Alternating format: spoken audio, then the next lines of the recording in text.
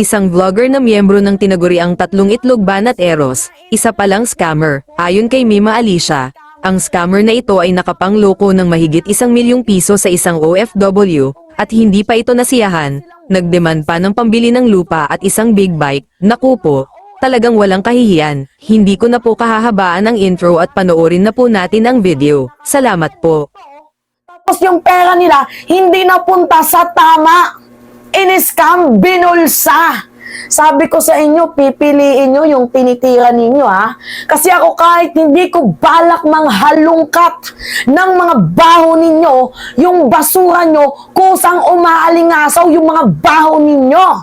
Yan yung sinasabi ko sa inyo, matuto kayong tumingin, matuto kayong kumilatis ng mga tinitirada ninyo. So ngayon, unahin natin itong unggoing nayawang to na dugyot. Yan po guys, si Jay Guevara. Tinira ko 10 days ago eh. Tapos kahapon, sinugod ko sa live. Tinirada ko. Ang panglalait lang nila sa akin, pangit yung mukha ko, mukha daw akong bakla. Hanggang doon lang sila kasi wala naman silang maipukul sa akin eh. Ngayon, ganito guys, alam nyo ba na itong si Jay Guevara, hawak ko yung address mo, yawa ka, sinasabi ko sa'yo, hawak ko yung address mo, alam ko kung saan ka nakatira, wag mo kong hahamunin. Okay, pakita ko sa inyo para mayroon kayong reference na hawak ko nga yung address nitong yawang to. Nakikita nyo ba yan? Yan po si Jay Guevara. Kaya wag mo kong hahamunin dahil anytime, erereklamo kita kung gugustuhin ko. Kung gugustuhin ko, kakausapin ko lahat ng mga iniskam mong hayop ka para mapakulong ka. Sinasabi ko sa'yo yan, wag mo kong hahamunin dahil yung baho mo, ilalabas ko talaga. Madami pa guys, pero dito muna tayo kung saan siya nakilala. Nakilala siya bilang charity vlogger. Kalingap vlogger daw po. Pero yun naman po guys, kasi nung pinost ko ang picture nitong unggoy na to, madami ang nagsasabi sa akin na nagsimula ito sa Kalingap sa pagiging charity vlogger. So, nung naging charity vlogger siya, madami po siyang nakilalang mga sponsor. Yan nga guys, yung pinaka-kinaayawan ko. Pag may mga vlogger ako nakikita na nagpapasponsor, yan po talaga yung pinaka-ayaw ko. Kasi wala po yung transparency. Wala po yung liquidation, guys. Kaya wag kayong magpapauto sa mga charity vloggers na kung sino pa man yan kasi hindi po 100% na pupunta sa charity nila, sa charity, sa mga tinutulungan nila, yung pera ninyo. Kasi bago yan makarating sa mga tinutulungan nila, meron na yung bawas. Iba yung pinapakita nila sa mainstream media, sa kanilang mga channel, ukol sa mga totoong ginawa nila. Ako, tanungin ninyo ako, and tatanungin ko din kayo, narinig ba ninyo na nanghingi ako ng pera sa inyo? Sino dyan yung mga hiningan ko ng pera? Taas ang kamay. Wala, kasi wala naman po akong ganyang klaseng modus. Hindi po sa akin uso yung magpapa-charity vlogger. Kasi hindi naman po talaga ako ganon. Anytime, pwede kong gamitan ng aking plataforma na, mga kababayan, pwede bang pahingi ng tulong? Kasi dito sa amin, ako lang yung school supplies. Gusto ko yun noon pa eh. Pero ano yung ginawa ko? Sariling pera ko. Hindi na ako dumadaan sa mga pa-sponsor-sponsor. Naglalaan ako ng 30 to 50K every June. Para lang po guys sa mga school supplies. Narinig ba ninyo na humingi ako? Wala. Kasi hindi ako ganon. Galit ako sa mga ganon. Kung gusto mo mag-charity vlogger ka, total may sweldo ka naman din sa YouTube mo, yun yung gamitin mo, yung bukal sa kalooban, hindi yung nanghihingi ka pa ng pera na pinaghirapan ng iba, tapos ang gagawin mo, ibubulsa mo. Ngayon, pag-usapan natin, itong kanyang in-scam na 1.2 million, maliban pa dun guys, madami pang mga sponsor ang nagreklamo sa akin. Madami mga sponsor ang nagreklamo sa akin guys. Pero ngayon, dito yung pinaka-interesting. So, 1.2 million. Merong isang babae, hindi ko masyadong kilala yung babae, pero napanood ko kay Saipro. Kung sino man yung Saipro na yun, credit sa'yo. Napanood ko na itong babaeng to, iyak ng iyak. Kasi guys, binibigyan niya weekly ng allowance. humigit kumulang 40 to 50K. Meron po tayong resibo dyan kasi nakatanggap din po ako ng resibo. Although, wala po akong pagkakaalam kung sino yung babaeng yon, pero yung mga resibong ibinigay na kada 2 weeks, nagbibigay siya ng 40 to 50K dito sa Gibara na vlogger na to, na unggoy na to. Tingnan mo, saan ka nakatira? Sa Bagong Silang, Pulong Candy Santa Ana, Taguig City. Alam ko yung pagkakakilanlan mo. Hayop ka, wag mo kong sinusubukan, then ibubulgar ko yung baho mo. Actually, sa mga na-scam netong taong to, i-contact nyo ako, gagawa tayo ng grupo, irereklamo natin to. I-contact nyo ako. Promise, tutulungan ko kayo sa mga OFW na na-scam nito. Tutulungan ko kayo. Ako yung magiging boses ninyo. Hindi ko kayo pababayaan. Gagastos ako sa sariling pera ko. Tutulungan ko kayo. Kung sino man yung na-scam nitong yawang to, itong dugyot na vlogger na to, hindi, alam nyo guys, yan yung pinakakinayawan ko kasi Pilipino tayo. Diba? Lahat tayo nagsusumikap, lahat tayo nagtatrabaho, tas ikaw, yung pera mo, yung pinapanlamon mo sa pamilya mo, galing sa pang-i-scam. Utang ina mo ka, wag mo akong sinusubukan. So, itong babaeng vlogger na, itong babaeng OFW na to, binibigyan siya, guys, ng 40 to 50K every 2 weeks. Bukod pa dyan, guys, may monthly allowance siya. Nung napatayo na po ang kanyang bahay, ang ginawa niya, nag-demand ng isang big bike. Putang ina mo ka, hindi ka nahiya. Pinatapos na nga yung bahay mo, nag-demand ka pa ng big bike. Asan yung kakapalan ng mukha mong hayop ka? Ang pangit mo na nga, scammer ka pa.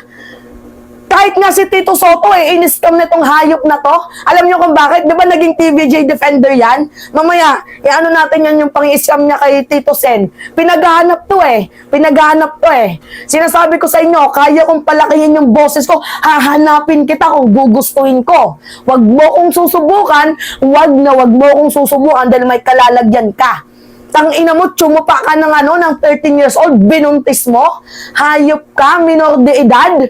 Ang ina mo ka, yan, pwede kang ireklamo niyan, sinasabi ko sa'yo, pwede kang ireklamo, kaya wag mo kong susubukan. Anyway, dito naman sa OFW na in-scam niya, madami po yung nag-message sa akin. Hindi lang isa, hindi lang dalawa, hindi lang tatlo. Madami po ang mga nagbigay ng sponsorship sa scammer na to. Wala palang picture. Sa scammer na to. Madaming nagbigay ng sponsorship sa scammer na to. Yan si Jay Guevara. Huwag mong sasabihin na sinungaling ako dahil kahit sa ang korte tayo, magharap, ilalaban ko to. Ipapakulong kita, magiging boses ako ng mga in-scam. Yan talaga yung pinakaayaw ko, guys. Mga scammer. Kasi ako hindi ko ginawa yan. Never ako naging charity vlogger. Never po ako naging ganon. Kahit anytime pwede kong gamitin ang platform ko para magsabi na, guys, tulungan nyo ako, guys, kasi namimigay ako ng school supplies dito. Yung susweldoin ko ngayong June, mapupunta lang po yan sa school supplies. Pero kinukontent ko, pinapangalandakan ko, hindi. Kasi nga, ganun ako kung tumulong.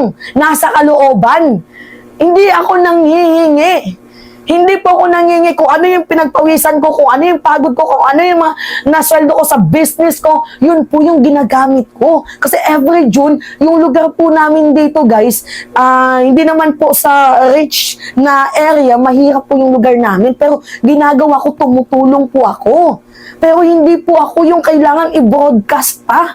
Kasi hindi na, broadcasting is not my thing. Kapag yung poverty porn, hindi po ako ganon. May mga nagme-message lang sa akin na, Mima, malapit na yung birthday mo, i-gift kita, ganyan. Tinatanggap ko yun, pero pili lang ko sino kasi ayaw kong magkaroon ng issue. Hindi ako ganun. May tinanggap akong sponsor, isa lang. Isa lang, guys. Yan po yung may ireregalo sa aking makeup. Kaya nga, shoutout sa'yo, Sir Raymond. Thank you po sa pa-makeup na regalo mo sa akin. Kasi alam ko naman na napapansin mo na nilalait nila akong pangit. Wala naman problema sa akin kung pangit ako. Pero, yun lang, guys, makeup lang. Yung regalo sa akin, and walang perang involved dyan. Kasi hindi naman ako ganun. Hindi naman ako katulad ninyo. Ngayon, itong OFW na to, After niyang mabigyan ng 1.2, nag-demand ng big bike. At bibili pa guys ng lupa, nag-demand ulit ng 300K para sa lupa. Pukang inang yawa ka, hindi ka ba nahiya? Nuknukan ka na nga ng pagkapangit, ina mo ka. Nuknukan ka na nga ng pagkapangit, hayop ka. Mukhang pera ka pa. Hanapan mo ako ng butas. Ano makikita mo sa aking butas? Wala. Kasi hindi naman ako ganun. Hindi naman ako katulad mo. Wala kayong mahanap sa aking butas dahil unang-una, hindi naman ako katulad ninyo. Lagi lang nilang sinasabi, fake news ako. Lagi nilang sinasabi, pangit ako, mukha akong bakla. Hanggang doon lang kayo sa physical appearance, sa panlalait. Pero yung mga baho ninyo, alam ko. Alam na alam ko. Kala nyo ha? Kaya sinasabi ko sa inyo, pipiliin nyo yung tinitirada mo ninyo. Dahil hindi nyo alam na baka yung tinitirada ninyo na katulad ko ay mas may alam pa sa mga katarantaduhan ninyo. Dating kalingap vlogger, charity vlogger, tapos naging TVJ defender hanggang sa naging Duterte's vlogger. Magkano ba ang bayaran? Magkano ba? Nag-content siya guys kahapon na may mga 50K daw ng mga vloggers na binabayaran.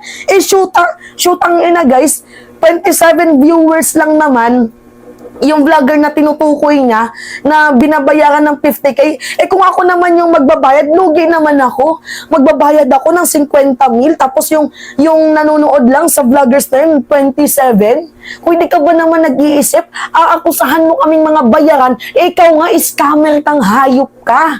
Scammer ka. Ngayon, dumako tayo dito guys sa nabuntis niya.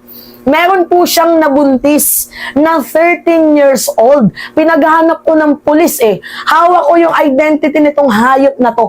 Pinaghahanap po ng pulis, 2 pulis ang kumatok sa kanilang bahay, tapos hindi po siya nakita, tumakas.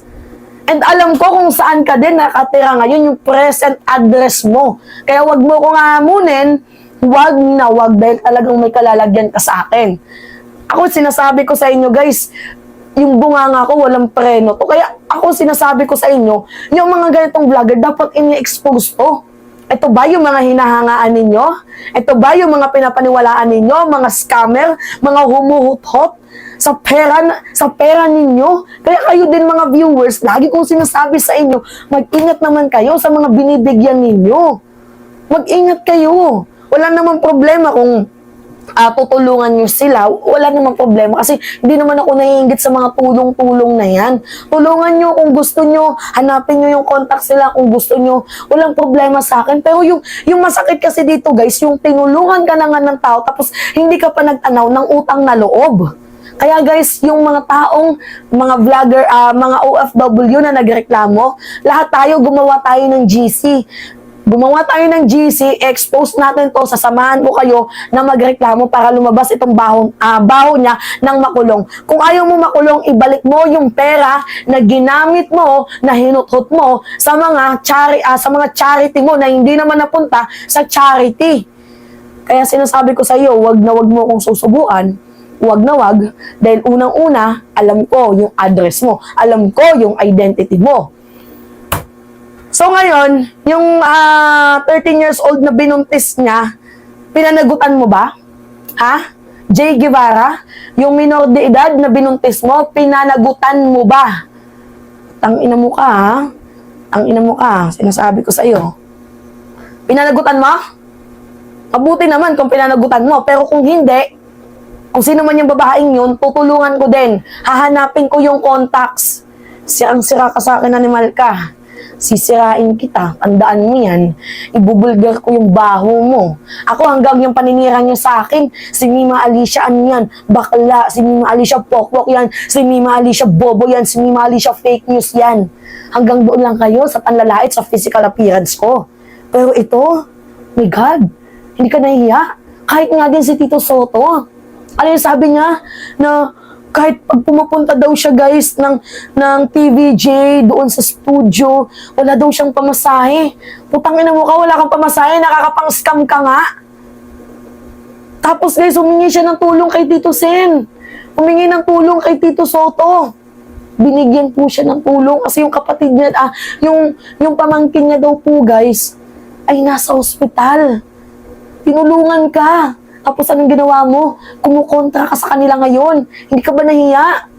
Hindi ka ba nahiya? Ang kapal ng mukha mo. Wala din tong pinagkaiba kay Coach Oli. Si Oli naman, nagbebenta ng bulok na sasakyan. Hindi ka ba nahiya, Oli? Wala pang plate number yung binibenta mo. Yan guys, yan nga guys yung sinusuportahan ninyo. Mga scammer. Ha? Si Oli nagbebenta ng bulok na sasakyan. Wala pang plate number. Bulok na sasakyan. Di ka ba naawa sa mga nakabili? Ang mahal na mahal ng benta mo, tapos yung kotseng binibenta mo, bulok na. Pero mas okay na yun. At least kahit papaano, mayroong kapalit, di ba? Binentahan. Pero yun nga lang, hindi maganda yung items niya. Mas malala si Jay Guevara kasi nangi-scam.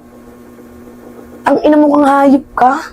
Kapal ng mukha mo, animal ka. Wala ka yung pinagkaiba, pati din itong si Maharlika, nagnakaw ng makeup doon sa US. Worth $400. Eh, hindi naman kasi kinikilala, guys, ang pagnanakaw, ang pagiging thief, kung $400 lang ang ninakaw mo. Kaya nga namimihasa si Maharlika. Ba? Yan ba yung sinusuportahan ninyo, mga magnanakaw? Kaya wag nyo kong hamunin. Kasuhan nyo ako, go ahead. Yawang to.